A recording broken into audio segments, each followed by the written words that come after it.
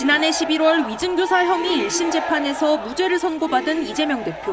위증교사 항소심 준비기일인데 혹시 일정 있으신가요? 약 석 달 만에 열린 2심 첫 공판 준비기일에서 검찰은 1심 재판부가 분리할 수 없는 사실관계를 개별로 나눠 판단했다며 전체 증언이 거짓임에도 일부 참인 것이 있다고 오판해 무죄를 선고했다고 주장했습니다.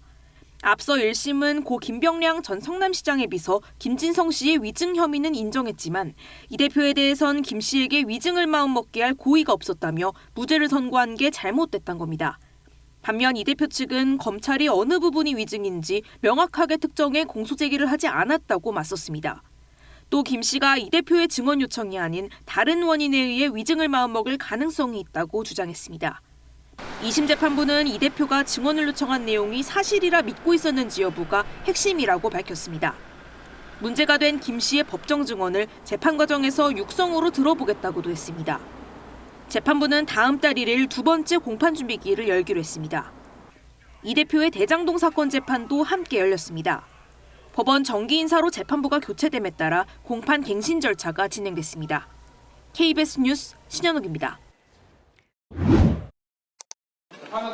윤석열 대통령 사건의 선고 시점은 당초 오는 14일 금요일이 될 것이라는 관측이 많았습니다. 두 전직 대통령의 탄핵 심판 전례를 고려한 예측인데 헌법재판소가 최재해 감사원장 등의 선고기일을 먼저 잡으며 변수가 생겼습니다. 최 감사원장 등의 선고기일은 13일, 만약 헌재가 윤 대통령 선고를 오는 14일에 하면 이틀 연속 탄핵 심판 사건 선고를 하게 되는 셈입니다. 하지만 헌재가 이틀 연속 주요 사건 선고를 한 전례가 드물다는 점에서 이번 주 선고 가능성이 희박해졌다는 예측이 나옵니다. 이미 변론이 종결된 한덕수 국무총리 탄핵 사건의 선고 일정도 또 다른 변수입니다. 한 총리 측은 국정안정 등을 이유로 우선 선고를 요청했는데 이럴 경우 윤 대통령 사건 선고는 더욱 늦어질 수 있습니다. 윤 대통령과 한 총리의 탄핵 소추 사유가 일부 겹치는 점을 고려하면 헌재가 두 사건 선고를 함께 할 가능성도 있습니다. 다만 헌법학자들은 원칙적으로 다른 탄핵 사건이 윤 대통령 선고 시점에 영향을 미치진 않을 것이라고 지적합니다. 탄핵 사건 자체에 대해서 서로 연계를 해서 사건끼리의 어떤 영향 때문에 일정이 바뀌거나 그런 거는 아니라는 거죠. 선고 2, 3일 전 당사자들에게 선고기일을 통보하는 헌재의 관례를 고려하면 윤 대통령 사건의 이번 주 선고 여부는 오늘쯤 가늠해 볼 수 있을 전망입니다. KBS 뉴스 김태훈입니다. 오늘 열린 이재명 더불어민주당 대표의 공직선거법 위반 사건 항소심 결심 공판에서 검찰은 이 대표에게 징역 2년을 구형했습니다. 1심 구형과 같은 형량입니다. 검찰은 이 대표가 방송과 국정감사를 이용해 전 국민을 상대로 거짓말을 반복했다며 유권자의 선택에 큰 영향을 미쳤다고 밝혔습니다. 자신의 비리를 감추려고 국토교통부 공무원들에게 책임을 전가했다고 지적했습니다. 앞서 1심 재판부는 이 대표의 발언 가운데 대장동 개발 사업 핵심 실무자 고 김문기 씨와 골프를 치지 않았다는 취지의 발언이 선거법상 허위사실 공표에 해당한다고 판단했습니다. 백현동 부지 용도 변경에 국토부의 협박이 있었다는 취지의 발언도 유죄로 보고 징역 1년에 집행유예 2년을 선고했습니다. 그러나 이 대표는 오늘 재판에 출석해 김 씨를 몰랐다는 취지로 발언한 건 기억에 남아있지 않다는 뜻이었다며 혐의를 부인했습니다. 백현동 발언에 대해선 의무가 있는 걸 안 하면 문제가 된다고 한 기억이 있어 쓴 표현일 뿐이라고 말했습니다. 구형이 중요한 게 아니라 실체가 중요합니다. 사법부가 현명하게 그리고 정의롭게 실체적 진실에 입각해서 잘 판단하실 걸로 생각합니다. 항소심 재판부는 이 대표에 대한 2심 선고를 다음 달 26일 오후 2시에 내리기로 했습니다. 2심에서도 징역형이 선고되고 대법원에서 형이 확정되면 이 대표는 의원직을 잃고 앞으로 10년간 선거에 출마할 수 없게 됩니다. KBS 뉴스 신현옥입니다. 이재명 대표의 항소심 선고는 다음 달 26일 내려집니다. 1심처럼 피선거권 박탈형이 유지될지 형량이 줄어들지에 따라 이 대표 대권 가도에 영향을 줄 수밖에 없습니다.